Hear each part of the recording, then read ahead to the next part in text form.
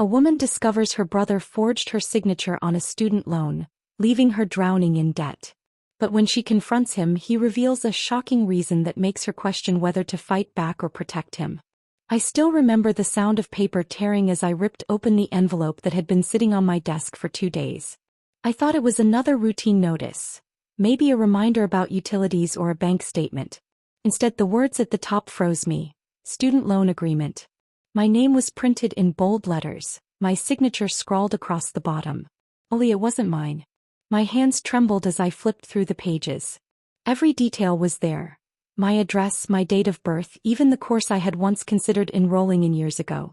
Whoever had done this knew me well enough to mimic my handwriting. The debt was enormous, enough to drown me for decades. My chest tightened as I realized this wasn't a mistake. It was deliberate. Someone had signed my future away. That night I couldn't sleep. I lay in bed staring at the ceiling, replaying the moment over and over. The numbers haunted me. 5 figures of debt I hadn't agreed to. I kept hearing the words payment due echoing in my head. Every time my phone buzzed, I jumped, terrified it was a collector demanding money I didn't have. I even stopped answering unknown numbers, afraid of what voice might greet me on the other end. The panic seeped into my daily life. At the grocery store, I found myself calculating every item twice, putting back the carton of milk because I wasn't sure if I could afford it. Friends invited me out for dinner, but I made excuses. I'm busy. I'm tired. When the truth was I couldn't bear to spend a single dollar unnecessarily. I smiled when they asked if everything was fine, but inside I carried a secret that weighed heavier than any bag of groceries. The shame was quiet but constant. I didn't want anyone to know. How could I explain that my name was tied to a loan I never signed? People would ask questions, doubt me, maybe even suspect I was lying. So I kept it hidden, carrying the burden alone. But as the weeks passed, small clues began to surface.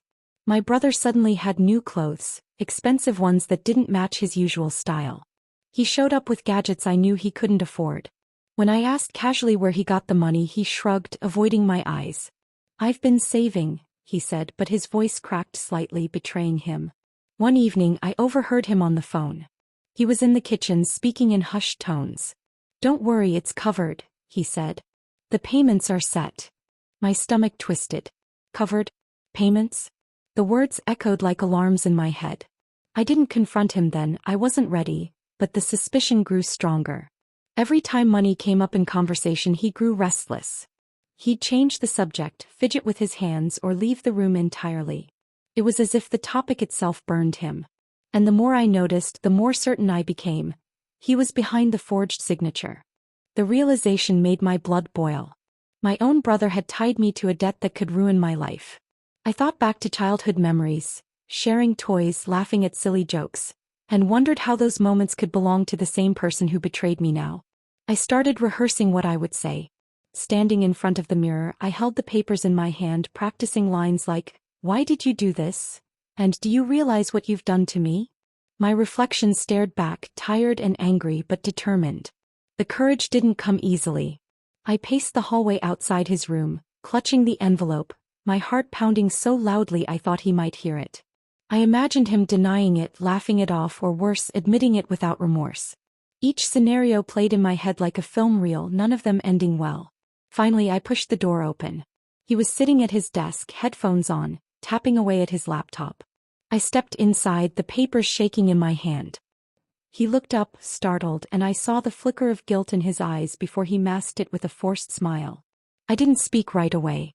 I laid the papers on his desk, sliding them toward him. His smile faded. He glanced at the documents, then at me, and for a moment neither of us said a word. The silence was heavier than any accusation. Inside I was a storm, anger, betrayal, fear. But on the outside I forced myself to stay calm. I had carried the weight of this debt alone for too long.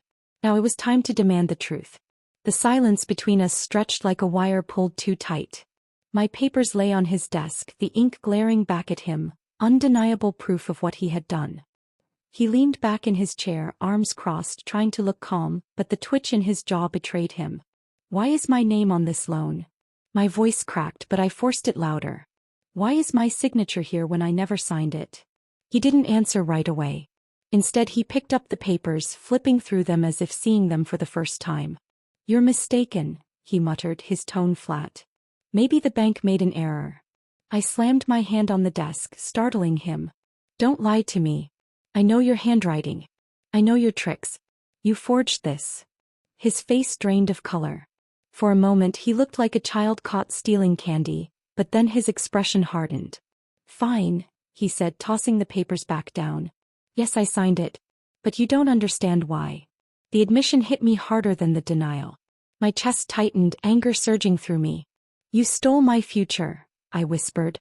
Do you even realize what you've done? He stood abruptly, pacing the room.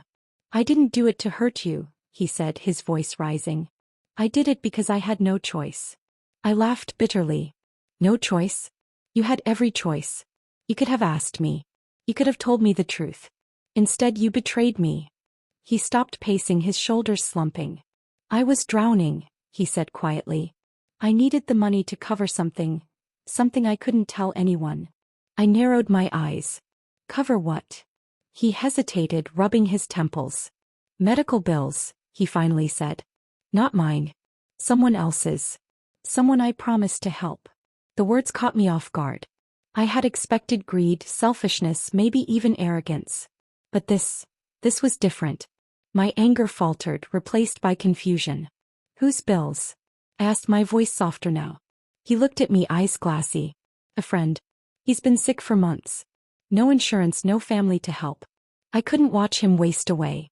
I thought I could manage it quietly, pay it off before you ever found out. I sank into the chair opposite him, my mind spinning. The betrayal was still sharp, but now it carried a strange weight.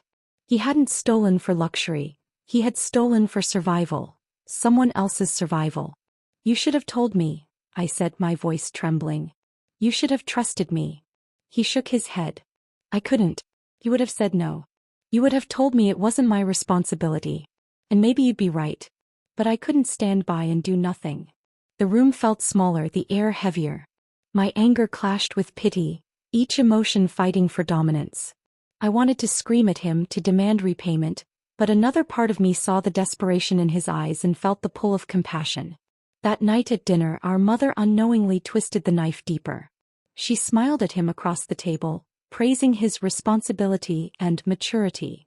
She spoke of how proud she was that he was stepping up, helping with family matters. I sat silently, my fork untouched, the truth burning inside me. If she knew what he had done, her pride would turn to heartbreak. I watched him smile back at her, pretending to be the son she believed him to be. The contrast was unbearable.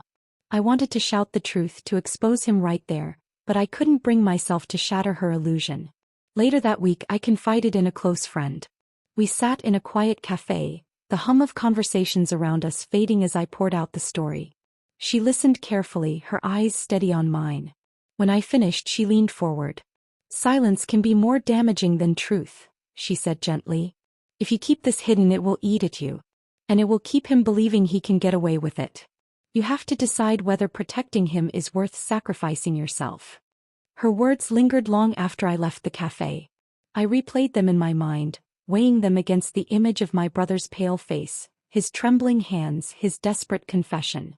That night, I sat alone in my room, the papers spread out before me. My thoughts raced. Justice or family, truth or silence. Every option carried a cost. My heart ached with the weight of the choice, torn between anger and compassion, betrayal and loyalty. The confrontation had given me answers, but it had also left me with a question far heavier than the debt itself. Was I willing to destroy him to save myself? I sat alone in my room, the papers spread across the desk like shards of glass. Each page carried my name, my forged signature, and the weight of a debt that wasn't mine. My brother's confession still echoed in my ears, his trembling voice pleading for understanding. I stared at the documents, knowing they were more than paper, they were power. With them I could ruin him. Without them I could shield him. The heaviness of that choice pressed down on me harder than the debt itself. The confrontation had stripped away his mask. The arrogance I had seen in his new clothes and gadgets was gone, replaced by fear. He had begged me not to reveal the truth, promising he would fix everything, swearing he would change. But promises are fragile things, and I had learned the hard way that words don't erase betrayal. His desperation was real, but so was the damage he had caused. I imagined what exposing him would look like. Our mother's face, pale with shock, her pride in him shattered. Relatives whispering at family gatherings, their voices dripping with judgment. The fracture in our bond would be permanent, a scar no apology could heal. Yet if I stayed silent, I would carry the burden alone, my dignity buried beneath his lies. The cost of truth was steep, but the cost of silence was heavier. I paced the room, clutching the papers, my mind swinging between justice and mercy. Every step felt like walking a tightrope, the abyss of consequences yawning beneath me. One evening I tested the waters. At dinner I mentioned debts casually, watching his reaction. He froze, his fork halfway to his mouth, eyes darting toward me. Our mother, oblivious, laughed and said, "Your brother is so responsible. He'll take care of everything." Her words sliced through me. I wanted to scream, to throw the papers on the table, but I bit my tongue. The truth would destroy her peace, and I wasn't ready to be the one to break her heart. But silence gnawed at me. I began to reclaim small pieces of control even as the debt loomed. I applied for jobs I had once ignored, determined to stand on my own.